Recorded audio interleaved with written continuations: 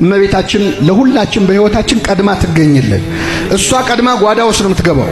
እመቤታችን አይደለም አማልጅን ብለን ለምነናት ይቅርና እንደ ጎደለን በማናውቀው ነገር እንኳን አማልዳ ከልጇ ታሰጠናለች። ለሁላችን ትድረስልን ድንግል ማርያም። ደረሰችለት ቀድማ ማለት ነው። እሺ አመስግኑ።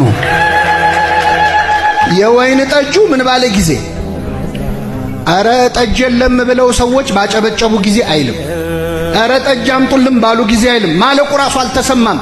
ነገሩ ሳይሰማ ሙሽሮቹ ሳይዋረዱ በፊት ፈጠነች። ከመዋረዳችን በፊት ትደርስልናለች እመቤታችን። አሁን ነገሩ ሳይበላሽ በፊት ማለት ነው። ወይን እኮ የላቸውም ማለች። ወይንኪ አልቦሙ፣ ወይን እኮ የላቸውም ማለት ምን ማለት ነው? ለምሳሌ አንድ ልጅ አባቱ ጋር ሄዶ አባዬ ጫማ እኮ የለኝም ቢል ምን ማለት ነው? ምን አርግልኝ ማለቱ? ለጠቅላላ ዕውቀት ወቀው ማለት ነው። ጫማ እኮ የለኝም ማለት ምን ማለት ነው? ጫማ ወይን እኮ የላቸውም ማለት ምንድነው? ወይን ምን በላቸው ስጣቸው። ግን ትህትናዋን ተመልከቱ። ወይን እንደዚህ አርገህ እንዲያርግላቸው አላለችም። ችግሩን ያስቀመጠችው። ጸሎት ማለት ችግርን በማን ፊት ማስቀመጥ ነው?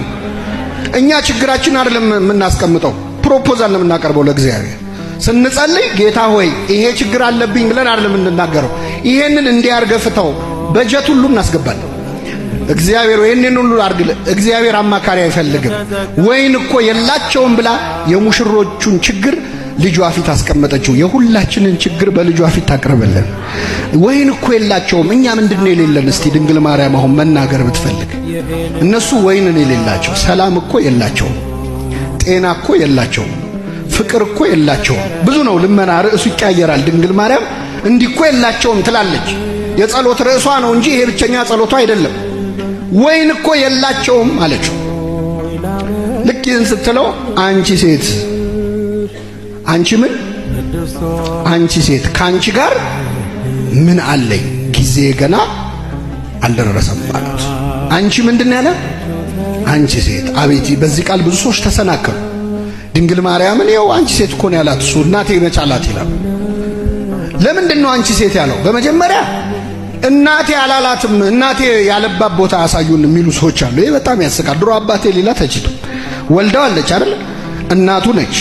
ግን አንቺ ሴት የሚል ቃል ለምን መረጠ? ሶስት የመጽሐፍ ቅዱስ ጥቅሶችን ክርስቶስ እዛ ሰርግ ቤት ላይ ያገናኛቸው። ሁለት የመጽሐፍ ቅዱስ ጥቅሶች። አንደኛው ኦሪት ዘፍጥረት ምዕራፍ 3 ከቁጥር 15 ላይ ነው። ሁለተኛው የዮሐንስ ራእይ ምዕራፍ 12 ነው።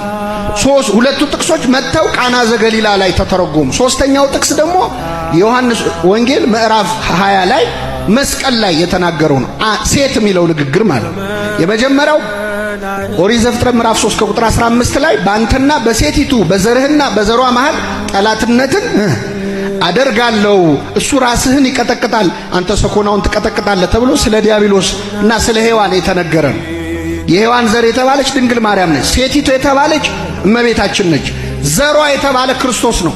ስለዚህ ይህንን ትንቢት መፈጸሙን ሴቲቱ እሷ መሆኗን ዘሯ ደግሞ እሱ ራሱ ክርስቶስ መሆኑን ለማሳየት እናቱን አንቺ ምን ብሎ ጠራት?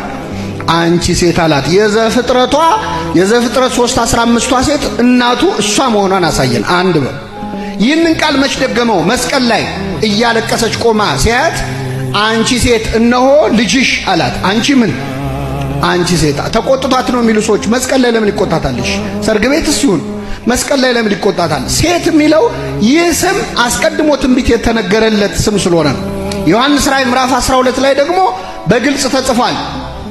ሴቲቱ እባብ እንደተቆጣባት ከእባቡም ሸሽታ 3 ዓመት ከመንፈቅ ተሰደደች ይላል። ሴቲቱ የተባለችው ድንግል ማርያም ናት። የሁሉንም ጥቅስ ትርጉም እዛው ተረጎመው። አንቺ ሴት። ከዛስ ከአንቺ ጋር ምን አለኝ?